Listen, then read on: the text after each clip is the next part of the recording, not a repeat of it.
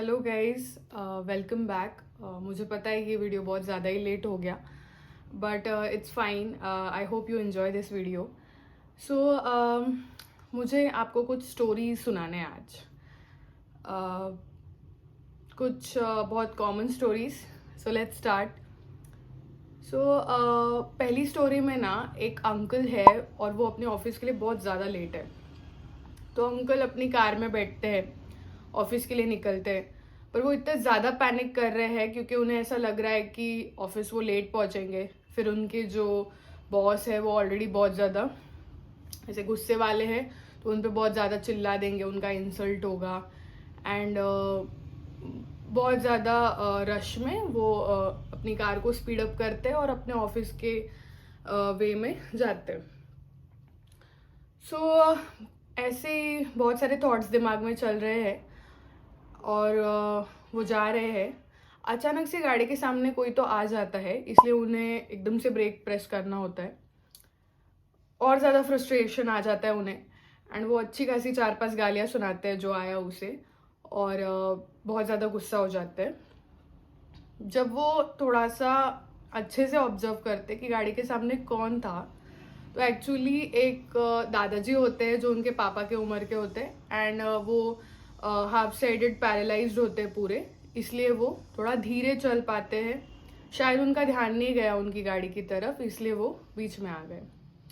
बहुत ज़्यादा guilty feel हुआ उन्हें कि उन्होंने ऐसे बोल दिया उनको, but with the same guilt वो अपने ऑफिस में जाते हैं। ऑफिस में जाके होता है ये कि वो देखते हैं कि उनके बॉस अभी तक आए नहीं है।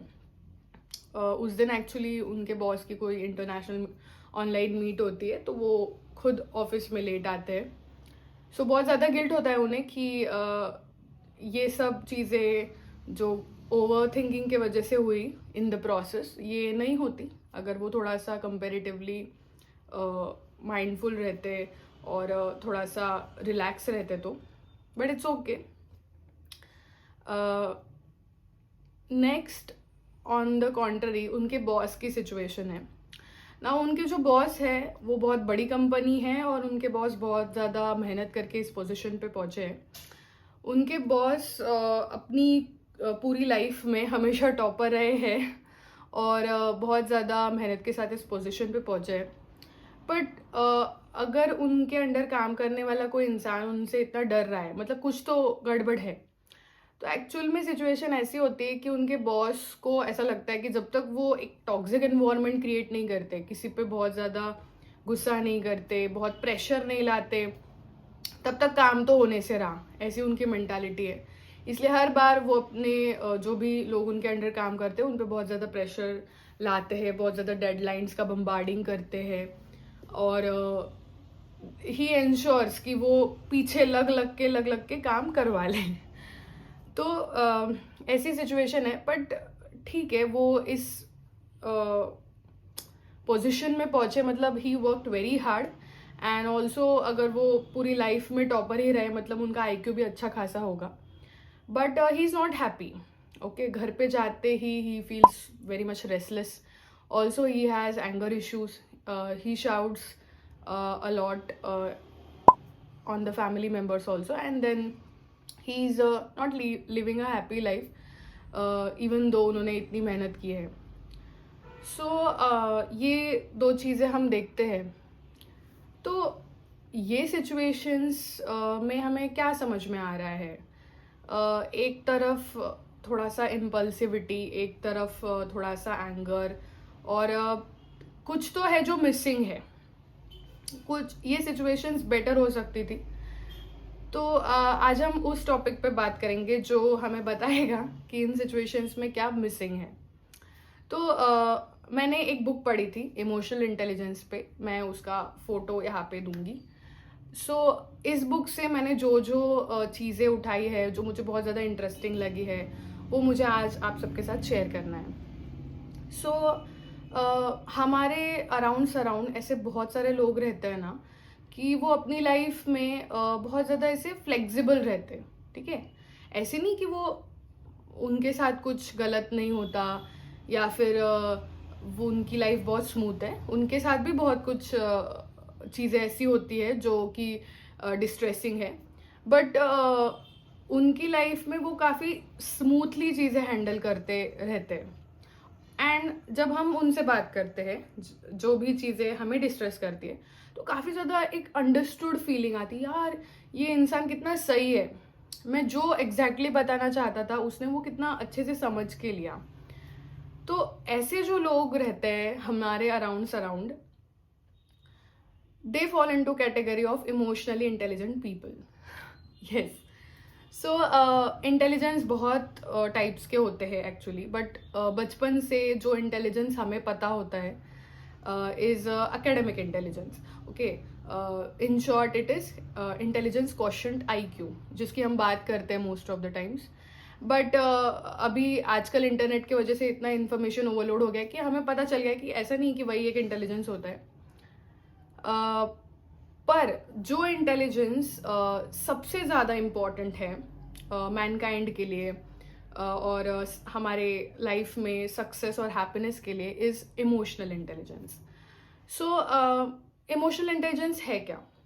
सिंपल वर्ड्स में, the ability to manage your own emotions and the emotions of somebody else is actually emotional intelligence. मतलब कि मैं अपनी भावनाएं तो अच्छे से जान पाती हूँ, मैनेज कर पाती हूँ, प्लस जो भी मुझसे बात कर रहा है या जिस इंसान के साथ भी मुझे डील करना है, मैं उसकी भी भावनाओं को अच्छे से मैनेज कर पाती हूँ।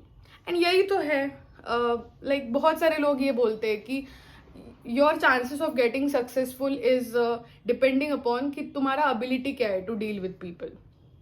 एंड वही ये इमोशनल इंटेलिजेंस का कॉन्सेप्ट है। सो बहुत सारे ऐसे फॉर्चुनेट लोग होते हैं जो बचपन से ही वैसे होते हैं, they are very much like emotional intelligent. मतलब उस बुक में ऐसा एक इंस्टेंस दिया है कि प्ले स्कूल में सपोज बहुत सारे बच्चे होते हैं, उनमें से कुछ बच्चे रोते रहते हैं because they miss their parents and उनके खुद के इश्यूज जो होंगे वो रोते रहते हैं। एंड कुछ फ्रैक्शन ऑफ बच्चे ऐसे रहते हैं जो उनके पास जाते हैं, उनके आंसू पोंछते हैं और उन्हें बोलते हैं डोंट क्राई वगैरह। तो वो फ्रैक्शन ऑफ लोग जो रहते हैं, they are actually blessed, they are blessed with the ability of emotional intelligence from the very beginning of their life. And of course ये उन्हें आगे भी हेल्प करेगा। But we are not that much blessed, everybody is not that much blessed. तो हम क्या कर सकते हैं ताकि हम हमारा ये EQ लेवल बढ़ा सकें, या फिर at least how we can start our journey on this path of getting emotionally intelligent. Okay, so सबसे पहली चीज़ जो दी है इज़ कि we should start from our self. Okay, we should start knowing our self first. Yes, तो हम खुद को एक्चुअली जानते हैं, बट जिस तरह से हम खुद को जानते हैं that is a very judgemental way. अगर मेरे माइंड में किसी सिचुएशन में कुछ ऐसा थॉट आया जो मे बी जो मुझे अच्छा नहीं लगता, तो मैं खुद को काफ़ी जजमेंटल फिल्टर से देखूंगी, ऐसा थॉट मेरे मन में कैसे आ सकता है, या फिर ऐसा नहीं ऐसा होना चाहिए, like that. But the first step of getting emotionally flexible or emotionally intelligent is observe yourself in a very non-judgmental way. Okay, don't think why this, why not this, and like that. So observe yourself, that's the first step. So observe करेंगे तो काफ़ी सारी चीज़ें हमें ध्यान में आएंगी कि एक कुछ पर्टिकुलर इंस्टेंसेस में हमें अच्छा नहीं लगता, देन वी फील बैड, कुछ इंस्टेंस में we feel good, like that. But maybe ऐसा होगा कि ये हमें कुछ मतलब हम फिर भी इम्पल्सिवली रिएक्ट कर दें, बट इससे बेनिफिट ये होगा कि विल गेट अवेयर कि what we are feeling and why we are feeling, what is the basis of it. Okay, ये सुनने में काफ़ी ज़्यादा ऐसा लग रहा होगा कि भाई इतना डीप कौन जाएगा, डेली लाइफ में किसको टाइम है and everything. But yes, this is something कि अगर हम खुद को ही जानेंगे नहीं तो कभी कभी हमारा हेडेक होगा और हमें पता ही नहीं चलेगा हेडेक क्यों है, कभी हमारा बॉडी एक होगा और हमें पता ही नहीं चलेगा बॉडी एक क्यों है। So everything starts from here. So first it's really important कि हम खुद को अच्छे से जान लें। So that is the first thing. अभी काफ़ी बार ऐसा लगता है कि क्या इमोशनली इंटेलिजेंट होना ऐसा है कि सामने वाले को मैनिपुलेट करना, या फिर कुछ एक मास्क लगा लेना खुद के फेस पे, जो हम नहीं है वो दिखाना, क्या ये है emotional intelligence? No, it is not. Emotional intelligence की डेफिनेशन में बहुत ही बोल्डली ब्रैकेट में ये दिया हुआ रहता है कि it is preserving your authenticity. Okay, जो हम है वही रहे, पर जो हम है उसका बेसिस क्या है। मतलब किसी सिचुएशन में अगर मुझे कोई चीज़ अच्छी नहीं लगती, क्यों अच्छी नहीं लगती, उसका जो रीज़न है, क्या वो वैलिड है, क्या वो करेक्ट है। एंड अगर वो करेक्ट है ऐसा मुझे लगता है, तो वो सामने वाले को एक्सप्रेस करना इन अ वे कि वो खुद भी हर्ट ना हो और मेरी भी फीलिंग्स अच्छे से कन्वे हो जाए। So that is the thing. Plus काफ़ी बार ऐसा होता है कि we can't control, like anger के बारे में बात कर लेते हैं। So anger is a very strong emotion and most of us can't control it. Okay, काफ़ी बार ऐसा भी बोला जाता है कि when you are angry stay silent, because अगर हम उस एंग्री सिचुएशन में कुछ करते हैं, कुछ डिसीजन लेते हैं, किसी से बात करते हैं, then it will get expressed. So anger is a very strong emotion and always, like मैं अभी एंगर के बारे में बोल रही हूँ मेरी टीनेज में मैं भी बहुत ज़्यादा गुस्से वाली थी, और everybody go through that phase. It took me a long time to get over it, but still this is a really interesting concept. See, सबके पास खुद खुद के रीजंस होते हैं to get angry. Okay, nobody gets angry for no reason, ऐसा नहीं होता। But a very great person once said कि anger is always accompanied by a reason, but it is seldom a good one.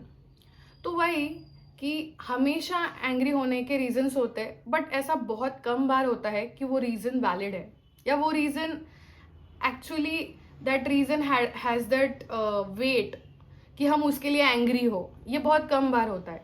तो सबसे पहले हम जो भी सिचुएशन में हम एंग्री फील कर रहे हैं, थोड़ा रुक के the first step observe your self कि हम क्यों एंग्री है।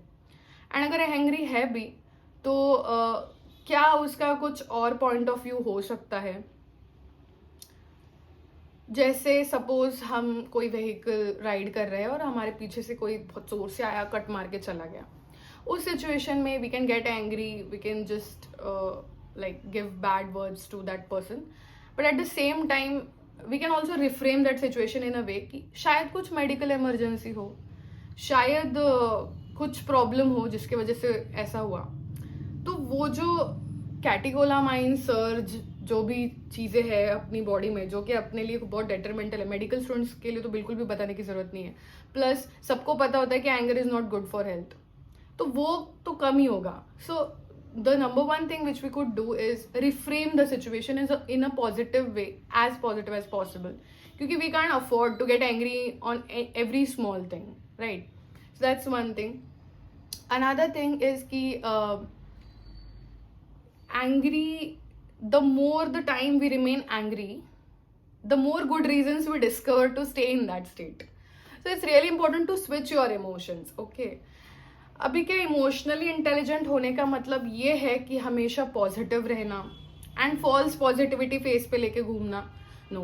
Okay, actually it is the ratio of your positive emotions to negative emotions. So you may get into a negative zone, but it's really important to switch. Okay, so we know what is depression. Depression is nothing but remaining in sad mood for a longer time. This is the most lay definition, but ठीक है, understanding के लिए यही है. तो being healthy means we can switch from negative emotions to positive emotions, and actually मतलब ज़रूरी नहीं है कि जल्दी से ही हो. We may give ourself some time, but it's really healthy to switch. So that is the thing which will determine our EQ and not just remaining in false positivity. So ये एक चीज़ हो गया. Plus let's discuss about fight. So whenever we get into fight with somebody, let's take an example. This person is person A and this person is person B. Okay, so person A के person B से कुछ तो expectations थे और person B for because of some reason can't fulfil them. Okay, so हुआ ये कि person ए नाराज हो गया और पर्सन बी समझा रहा है पर्सन ए को कि उसके ये रीजंस थे for not doing things. But person A being very hurt, वो बहुत ज़्यादा अग्रेसिव वे में उसके एक्सपेक्टेशंस को एक्सप्रेस कर रहा है. And person B being like he is getting attacked, right? He or she is getting attacked. So person B is doing what? Person B is kind of defending, okay? Ki no, it's like that defending the things which are not correct. Also he starts defending because it's very normal ki if someone is attacking you, you'll defend emotionally or physically anyway. So this person is getting emotionally attacked, so this person is defending himself or herself. Okay, so ideal situation क्या है कि अगर ये person ए hurt है तो person ए अपने feelings express कर रहा है इन अ वे कि बी को नहीं लगेगा कि वो अटैक हो रहा है, बहुत ही लबाइलिटी के साथ और एक पर्टिकुलर सेंटेंसेस में वो बता रहा है कि ये एक्सपेक्टेशंस थे, पूरे नहीं हुए, ऐसा ऐसा ऐसा लगा. ओके, तो बी भी थोड़ा सा फिर आइडियल सिचुएशन में बी क्या करेगा कि अंडरस्टैंड करेगा कि एक्चुअली ये पर्सन हर्ट है इसलिए ये ऐसे बिहेव कर रहा है. And then B will not defend, will just say sorry and would try from next time कि ऐसा ना हो. But this doesn't happens in real world. Okay, तो ये ऐसा चलता है. तब जब ये ऐसे टाइप के फाइट्स मल्टीपल होते हैं तो ये जो पर्सन बी है, ये जो डिफेंड कर रहा था खुद को, वो भी वो बंद कर देता है. एंड देन एक इमेजिनरी काइंड ऑफ वॉल आ जाता है दोनों के बीच में, जिसे हम बहुत ही फैंसी टर्म है आजकल स्टोन वॉलिंग. तो B start stonewalling and फिर ऐसा होता है कि बी को फर्क ही नहीं पड़ता कि ए को क्या लगता है. एंड बी के इस बिहेवियर के वजह से ए और ज़्यादा नाराज होता है, ए और ज़्यादा अटैक करता है. And finally there is a point कि जब अगर ऐसा है कि बी एम्प्लॉई है, ए बॉस है, तो बी जॉब छोड़ देगा. बी हस्बैंड है, ए वाइफ है, तो बी डिवोर्स ले लेगा. अगर ऐसा है कि दोनों फ्रेंड्स है तो फ्रेंडशिप टूट जाएगी. So this is the thing which happens with fights. So I am not saying कि there should be some ideal, but an understanding कि एक पॉइंट के बाद how to express your anger, एक अंडरस्टैंडिंग कि anger sometimes don't take anger as an attack but take it कि see the emotions behind the anger. So this is understanding each other. So that is what we can do if we want to start our journey of emotional intelligence. Again, I am not perfect. I'm just telling what I have read and found very interesting. So this is the thing. Hope you enjoyed my video. Tell me if you want such more videos. And yes, please subscribe, like, share, and thank you. See you in the next video.